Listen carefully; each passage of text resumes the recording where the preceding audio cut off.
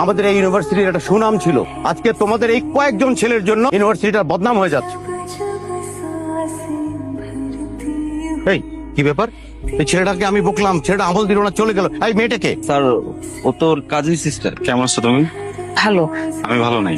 তোমার জন্য ওরা কি নিয়ে কথা বলতেছে? স্যার ওই যে পড়াশোনা নিয়ে কথা বলছে আর কি sir. I love you mom. অনেক ভালোবাসি, তোমার সরলতার প্রেমে পড়ে গেছি। Will you be mine?